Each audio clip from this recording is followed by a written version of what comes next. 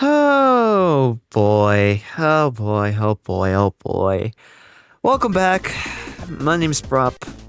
That was genuinely awful. If you do not know what I'm talking about, judging by the thumbnail and by the title, Sony did a state of play about exactly a month from the Game Awards happening. If you are wondering if I'm probably going to stream the Game Awards after the whole Jeff Keighley siding with Nintendo fanboys, God, that old shit. I still am. There's still some announcements there that will hopefully just have some excitement within me. That's what I hope. But man, Sony today, at the time I'm recording this, produced probably the worst state of play that they ever done, and one of the worst gaming presentations of all time. I am not joking when I say that was so bad. It was so bad. Words cannot describe how awful this presentation was. I'm gonna go quick review it and show you why this was probably the worst state of play that Sony and PlayStation has ever done. So if you like what you see here, subscribe to the channel, like the video, and comment down below. It helps greatly with the algorithm. Alright, so let's go over the Sony state of play. First up, we got Dragon Quest VII Reimagined, a remake of Dragon Quest VII, just new details of it. Looks fine. Probably not gonna play it, was it? I remember liking, Dragon Quest 11 and playing the demo. My lazy ass has not bought the game yet and given it a fair try. So, yeah, that's probably what's gonna happen there. Then they showed off to a supermarket simulator and then coffee for things. Then we got content creator horror slop is what I can just describe it as. Like, this is something that you would see, fucking like horror YouTubers play, like YouTubers like 8-Bit Ryan, people like Corey Kenshin. They would play this game and then you will watch it and you basically played the game. Similar to that new Telltale game, Dispatch. It's basically that. You watch a playthrough of it, you basically played the game. Two of these fuckers. Then we got, I forgot the name of it, but it was, Fatal Frame 2, Crimson Butterfly Remake, the second game. I do not care for this. It's, I know it's an old game, but I can give less of a crap. Then we got Dynasty Warriors Origins DLC. Once again, I don't really care about Warriors types games. I want to get into it, but yeah, I do not really care. Then they got, this part was like, I'm just shell-shocked that they even put it in this fucking direct. They announced new updates for Gran Turismo 7 and new DLC for Gran Turismo 7. And there is no mention of a PC port in sight. Usually, if you want to do these, game announcements like a Gran Turismo, it's usually for PC port. And if that happened, then okay, cool. I can just go make a video about Assault of PlayStation fanboys that another Sony game is coming to PC, and that will be funny there. Next is an HE2D tactics game. I'm not a big fan of that. I'm not a fan of those games at all. I just fucking hate playing them. We got one weird random game I don't really care about. Tokyo Extreme Racer looks fun. Looks like a fun time. For a second I thought on the stream it was Need for Speed Underground 2 remake by EA. I was like, oh, you bastards, EA, you fucking bastards. But no. Katamari Reroll DLC, cool. I like it. Pac-Man World DLC, the Sonic DLC for Pac-Man World got shadow dropped. That's cool. I don't really mind it per se. Time Story DLC. The only reason why I even care about that is because, well, it's a way better game than Modern Pokemon. Yeah. Next on the list is Monster Hunter Wilds free update number 4. It's still no mention of them actually fixing the fucking performance of the game at all. Nothing, which is just great. That's fantastic. Next up, we have Sonic Racing Crossworlds DLC. I actually care about this because I actually like Sonic Crossworlds Racing a lot. I think it's a really good game, at probably a little bit better than All Stars Racing Transformed, in my opinion, and I fucking love that game. I think that game is better than Mario Kart 8. So, yeah. New free DLC characters are coming. Knights, who got leaked by the back cover art. They finally revealed him, and he's coming out in December. Ai from Super Monkey Ball, which I'm not too surprised that they add Ai. Actually, it makes total sense if you really think about it. He's coming out in January, and then 2 comic characters. 2 characters from the comics are coming to the game, which is a bold move. I kind of like it though, like introducing characters that are originally from the comics and then bringing them into a game. Although it is a spin-off, it's a good sign for the future of Sonic in bringing the comic characters into actual mainline games. And who knows, maybe they do have like a big story for the next game, a big story around certain comic characters. I don't read the comics because I'm not that autistic. I am autistic, but I'm not that autistic. And they also revealed that the SpongeBob DLC launches on November 20th. I cannot wait for that. Next up, we have this fucking Hollow Knight Silk Song ripoff. I mean, that's what it is. Some Japanese developer ripped just basically copied Hollow Knight and Team Cherry's game and made it into their own. And it does not look good. It does not have the soul. It does not have, as gay as this is gonna sound, the aura of Hollow Knight. It does not. Do I think the game's gonna be good? Yeah, probably. But bro, it's just a ripoff of Hollow Knight. That's basically what it is. And they got an interview with this guy, of the director, for some reason. Next up is an Arc System Works game, a new Blaze Blue game, not a fighting game. No, a side scroller game, which I'll give credit where credit's due. It actually looks okay. Visually, it looks okay. So I'm not too shocked there. Then we got, another nobody game.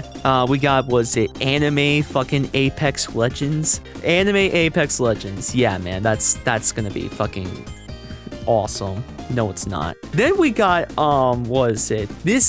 PlayStation announcer baiting everybody hard with, we're gonna show a new beloved Square Enix game right in front of you. And it's just Octopath. When everyone was thinking, oh, Kingdom Hearts 4, oh, Final Fantasy Remake Part 3, no, Octopath, and everyone got baited hard. He can go fuck himself for all I care. But yeah, new gameplay look at Octopath. I don't really care. Then we got Marvel Tokon Fighting Souls, the new fighting game by Arc System Works, funded by Sony. They just announced that there's a second closed beta coming. It was, I believe, a week before the Game Awards. So, and that's it. No new characters, no new nothing. Oh yeah, we have a closed beta coming up the week before the Game Awards. And look, we'll get to the discussion of why do this event like a month before the Game Awards and at the end, but man, this felt like an announcement that you could have just done on Twitter. Lickety split. Man. And the final game announcement, mind you, game announcement, the final game announcement is Elden Ring Night Rain DLC. That will be coming out on December 4th. I don't play Night Ring. I played Elden Ring. That game is fucking amazing. That game is just fucking amazing, incredible, everything of the words. And I never got into I seen the gameplay of Night Rain and I'm just like, nah, not my cup of tea. Not my cup of tea.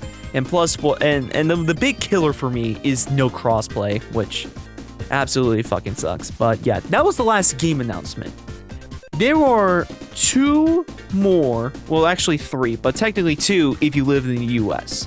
Announcement. A new PlayStation monitor that will be 27 inches, 1440p, 240 hertz with a DualSense charging station, which I don't know the price of it, but I assume the price will probably be like $500, $550, which if so, that's too much. At minimum, the monitor needs to be $400. At max. At max, the monitor should be $400. $500 and $550 is where 1440p 240 hertz OLED monitors are getting. And unless this monitor is OLED, it should be $400. It should not be $500. But Sony's gonna get away with it. PlayStation speakers. Why the fuck would you want these? Just so... Yeah, no, they announced PlayStation speakers called the Pulse Elevate. Why are these a thing, man? Why are these a thing? I don't really get it. And then the final announcement is that they are announcing a PS5 digital region-locked console for 5,500 yen, which I'm pretty sure I saw somebody on Twitter equate this to $350. Not surprising, Nintendo is doing this with the Switch 2, and the region-locked Japanese Switch 2 console costs $333 US when you do the conversion rate from yen to dollar. So, not shocking at all, but that's it. That was it. There was no real, and I'm sounding like a, notorious PlayStation fanboy Dreamcast guy, but where were the big things? Where was Pragmatica? Where was an update on Pragmatica? Where is a trailer for RE9? Where was the very, very huge game from Square Enix and their Japanese studios? Where was it? The main problem I see with this is that they did this exactly a month before the Game Awards. If they did this presentation, I would say a month or 2 months after the Game Awards, I feel like they would have way more good content in this state of play to actually be worth the time. And this is the 3rd state of play in a row where Sony delivers dog shit. The February state of play was mid. The June state of play that I didn't even stream on this channel was god awful. And this Sony state of play might be the worst they've ever done.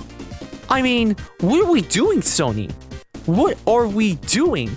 I mean, it is just shocking how they looked at this and they said, "Oh, this is good enough for national audiences." I get it. It says State of Play Japan and it's dedicated towards the Japanese audience, but if you're doing that, then why the fuck are you doing and broadcasting this stream on internationally? Why not just be a Japanese stream and have the accounts tweet out information about what was going on in the Japanese only state of play? Why didn't you do that? Why did you force me and force everybody else to waste 40 minutes of their goddamn lives for this terrible, awful dumpster fire of a state of play?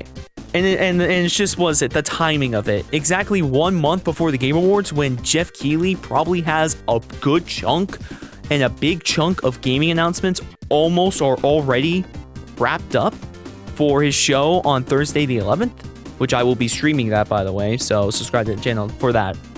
It's just unbelievable. It's just unbelievable that Sony looked at this and I sound like a broken record because I'm kind of broken by this. This show sucked. This show sucked, and man, oh man, is PlayStation fucked. I don't know if you know this, but there was an earnings call for Sony, and it came out that during quarter 2, first-party units of first-party games sold within that 3-month period 6.5 million copies. And this does not include Ghost of Yotei, which sold 3.3 million. Oh man, Sony right now is in a bit of a crisis situation because Xbox gave up. They don't have a real competitor. Nintendo is far and away making way more money than them. So they're just stuck with doing, what the fuck do we do? And they are in a state of complicity where they could just do whatever they want and no one's going to tell them no. No competition is going to tell them, hey, get your shit together or we're going to take some market share. There's none of that. There's none of that. So overall, I would say that this was probably the worst state of play PlayStation has ever done. I think this is one of the worst gaming presentations ever. 1 out of 10. I'm genuinely serious when I say this was a 1 out of 10 show. Why would they think this was a good for international audiences and just do this presentation for the Japanese PlayStation account only? Makes no sense. Anyway, my rambling is done. I am going to quickly export this audio and edit the video up for you guys. So if you did enjoy, please like, subscribe, and comment down below. It greatly helps with the algorithm. This is Prop Master signing off, talking about the worst Sony state of play ever. And I will see you all in the next one. Peace, my props.